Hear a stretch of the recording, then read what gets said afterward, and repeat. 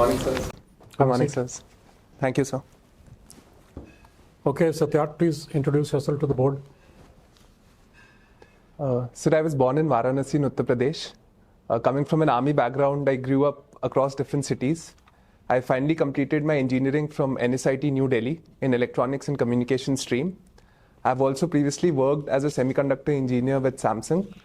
And so my hobbies include playing tennis and practicing meditation. Okay, but you said you've grown up across many cities, but you've studied only in 2 schools in Delhi, mostly in DPS Arkepuram and Army Public School. So that is my 10th and 12th schools. Okay. But otherwise, I've done my schooling from different schools in different cities. Yes, okay, okay. So very surprising to see a foreign service as a first choice. Sir. So what can you tell me about the Greek PM's recent visit and what did he say? What is his main? Sir, he was a proposal? keynote speaker at the Raizana dialogue. Okay. And his primary emphasis was on trade ties. And he pushed for the IMEC corridor between India and Europe. Sir. Okay, what is the IMEC corridor all about and who pushed for it initially? So the IMEC corridor stands for India, Middle East, Europe corridor. It includes different forms of connectivity, including trade, energy, and even digital connectivity. It was pushed during on the sidelines of the G20 summit in New Delhi last year. And sir, India, Europe, Middle East, and US are the main players. How come US? Goods are going only to Europe. So how is the US involved in this? What is the US's interest? Sir, US's They are the ones who push for it. Sir, USA pushed for it under its PGII initiative. And sir, the larger aim is to help establish normalization in the Middle East. Correct. And counter Chinese influence in that region, sir. Between the Arab world and Israel. Sir. And Israel. So what's happened now? So because of the Gaza conflict, the normalization has taken a backseat for now. Mm-hmm. Saudi Arabia has said that for normalization to happen, and is independent. Suez Canal is already there, and it's a very easy corridor. You just put containers on a ship and you're through right up to Piraeus. You don't have to transship anywhere. So this corridor, you have to first put it on a ship, then go onto a rail link, then go on to maybe a road transport, and then back again onto a ship at Haifa. So what is the point in having such a roundabout way? What is the need for this thing? Sir, I think it will lead to a lot of infrastructure and development in this region because we'll have to develop all these networks. And sir, it is not only about trade, but also about digital connectivity. Green hydrogen is an important component of this. And sir, even people-to-people ties will benefit from this, sir. Great. Now, recently a small dam has been inaugurated on the India-Pakistan border. So the Shahpur Kandi Shahpur Kandi, what's it about and what is it? It is the culmination of some kind of a treaty between India and Pakistan. What is the treaty about and what is the history and background? So the treaty is the Indus Water Treaty, signed in 1960 between India and Pakistan. So under the treaty, India has rights to the eastern rivers, that is Satluj, Beas, and Ravi, and some rights to the western rivers. So this dam is particularly on River Ravi and will help India utilize its fair share under the treaty, sir. Fantastic. Okay, thank you. How many field marshals we have? So till date, 2 officers have reached the field marshal rank, sir. Is it a post in the army? Sir, it is largely a ceremonial or a wartime rank. It is not. Oh, okay. Who have been there? Sir, Field Marshal Karyappa and Sir, Field Marshal Sam Manekshaw, sir. Some movie has come, you have seen that? Sir, based on Sam Manekshaw, sir. And Air Marshal? Sir, are you referring to Marshal of the Air Force, which is equivalent of the Field Marshal? Yes. Sir, I think it was Mr. Arjun Singh, sir. Arjun Singh, okay. One nation, one poll. What is latest on that? So one nation, one poll. Okay. One election. There's some panel. Sir, a committee has been constituted under ex-President Mr. Kovind. And sir, What is the latest? sorry sir, I'm not aware. It is inviting views of different political parties, but any other development I'm not aware. Budget, interim budget of this year. What is there for the income taxpayers?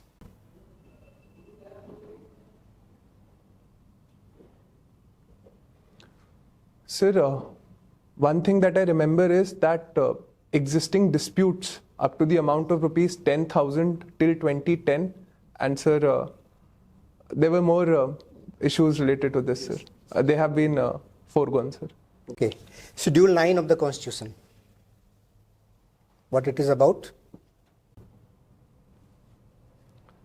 Sir, Schedule 9 was incorporated along with Article 31B, and sir, it initially held acts related to the land reforms, but sir, subsequent, and it saves them from judicial review. I think of Article 14, Article 19, and Article 21. So the other acts I'm not sure which are included in Schedule 9. So what happened then? It's not there now? So it is still there. So what is the relevance of this Schedule 9 as of now? Something has changed over the years? Sir, now any act included in Schedule 9 after the Kesavananda Bharti judgment will be subject to judicial review. Genocide Convention. You heard of this? So I have limited knowledge, but I've heard of it, sir. Okay. How genocides are finalized that this particular is called a genocide or not?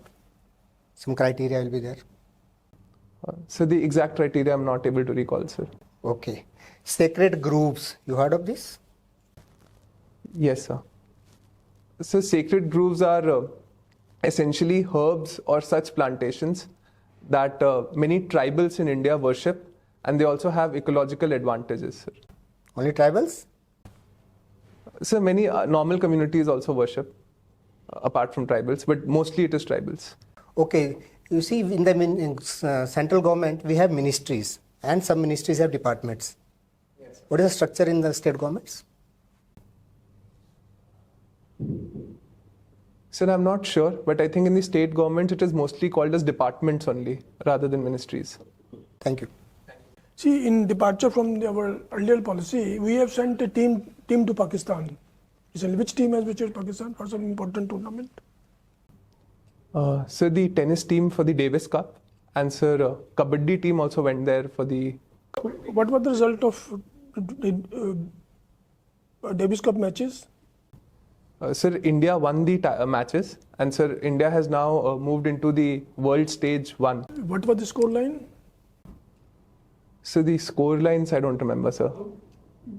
So the India won the first 4 matches out of the 5. So how many matches were played? So 4 were only played. Why sometimes they play 3 only, sometimes they play 4 only, sometimes 5. Why? Sir, it depends on the world stage you are in. World stage 1 and 2 have 5 matches. But for example, if you progress to the world finals, then it is best of 3 matches. But if they have won first 3 matches, then they may not have played 4th. Because 3-0 was the winning score. Yes, sir, it wouldn't have impacted the final result. But sir, I think to save their face and to gain match practice, sometimes countries do play the 4th and 5th also. It is known as dead rubber then, because it won't impact the final outcome. Okay, fine.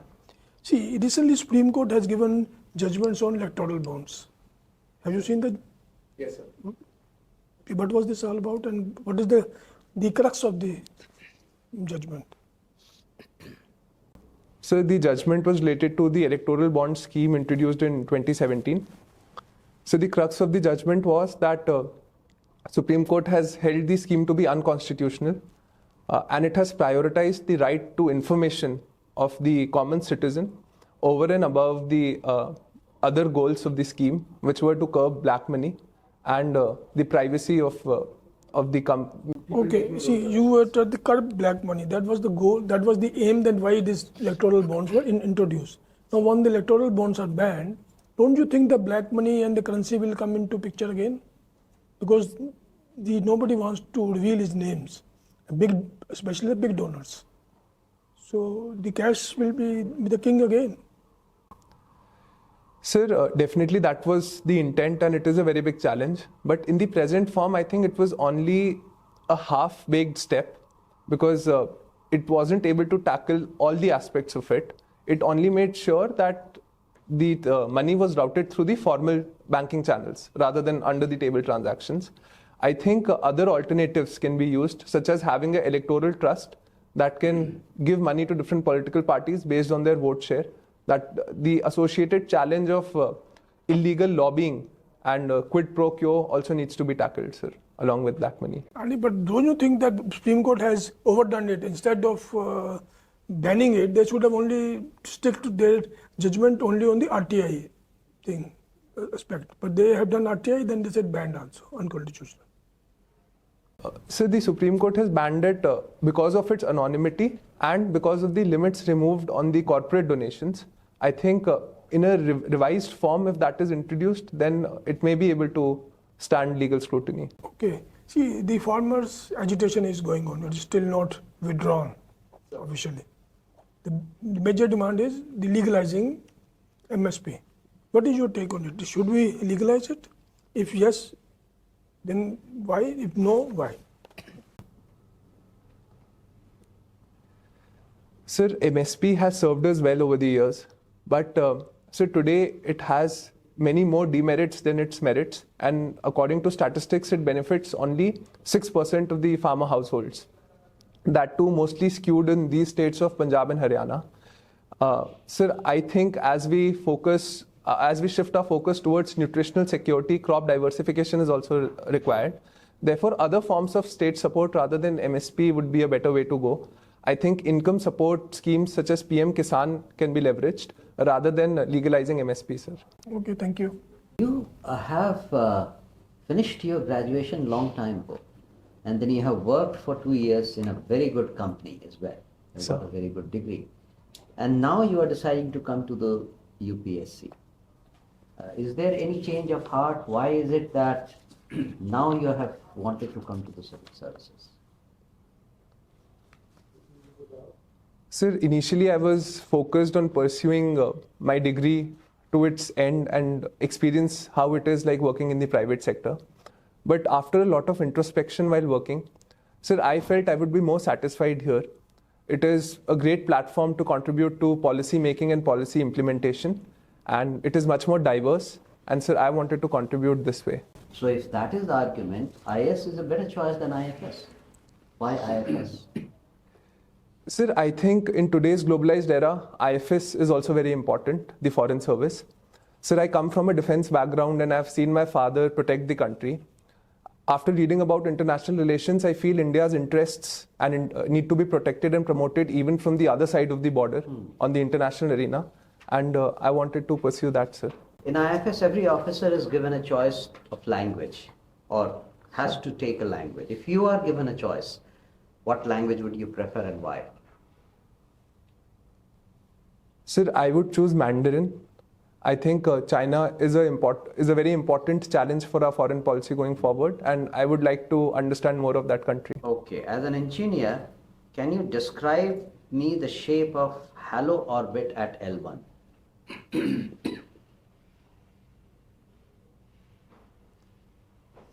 Sir, it is a roughly circular orbit, and the plane is perpendicular to the line joining the sun and the earth of that halo orbit. But how about halo orbit at L2 or L3 for that matter? L3.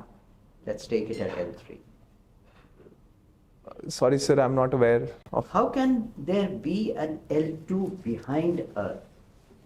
Because at L1, Sir, the gravitational pulls are against each other. sir. How can at L2, there can be an L2 where gravitational force both are pulling towards each other, towards the same direction. So is there a fallacy in L2? Can you define what L2 should be like? You understand my point? Yes, sir.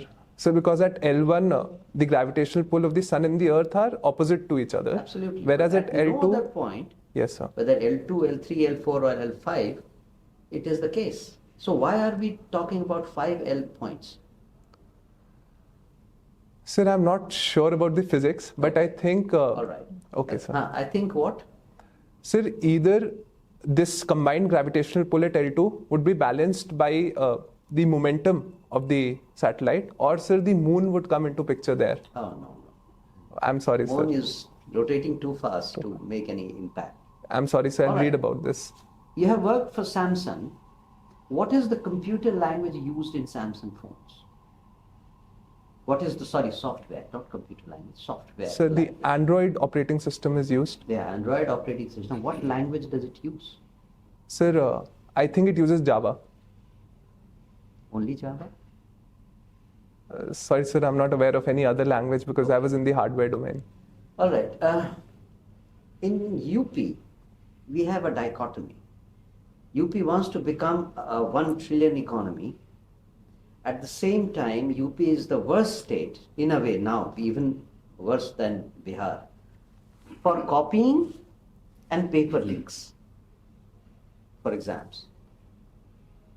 What is happening? How do you explain this?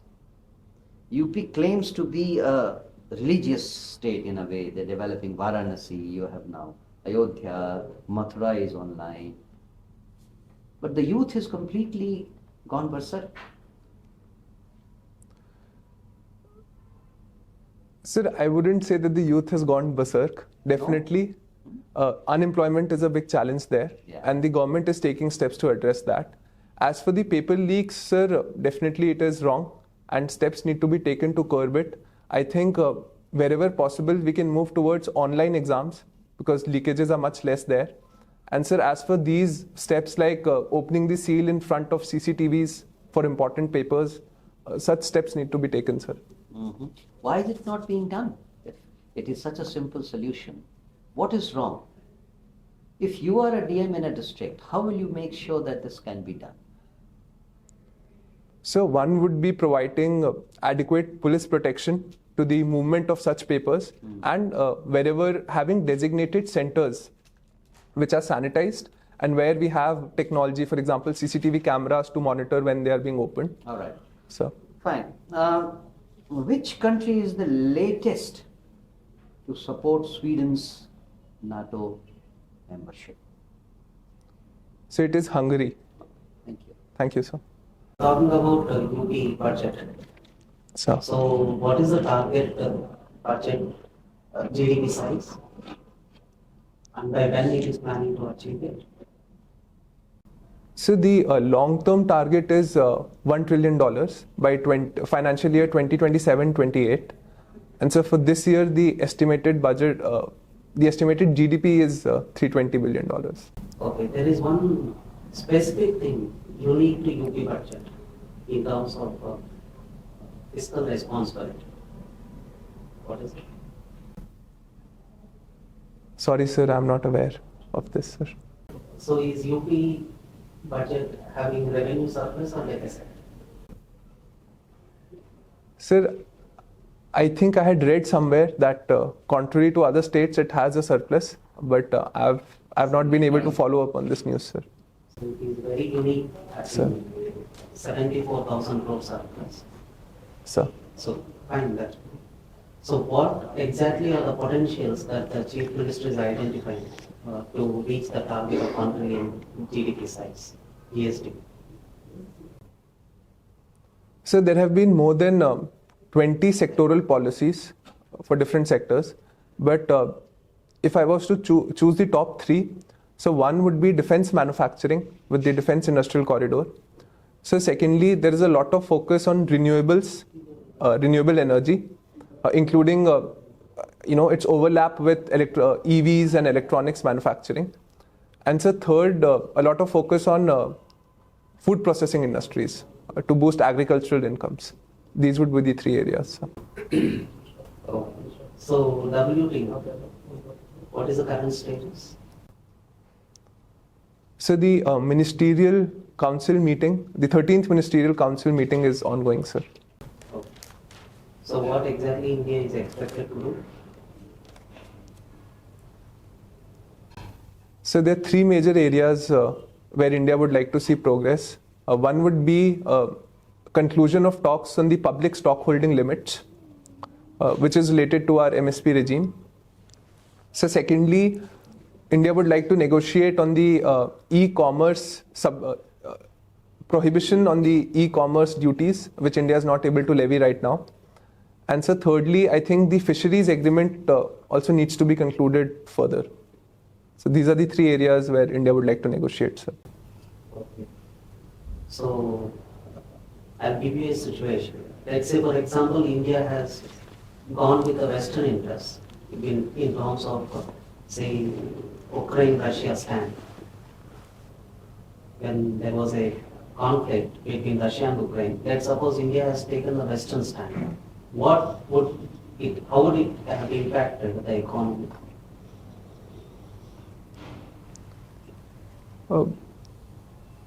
Sir, economy would have suffered a more severe crisis of fertilizers and energy prices, and we would have had imported inflation because all our oil imports and fertilizer imports would have stopped had we strictly followed the Western sanctions and the Western agenda. And sir, apart from economy also, in the larger context, for example, our defense ties with Russia would have taken a hit. Our standing in the global south of having an independent foreign policy and strategic autonomy would also have been impacted. So apart from inflation, do you expect any other implications or spillover effects on other sectors in the economy? Would it have impacted our banking sector or the NPAs or? Sorry, sir, for the financial sector, I'm not aware of the details. Thank you. Thank you, sir. Thank you so much, Okay, sir. wish you all the best. Thank All you, the sir. best.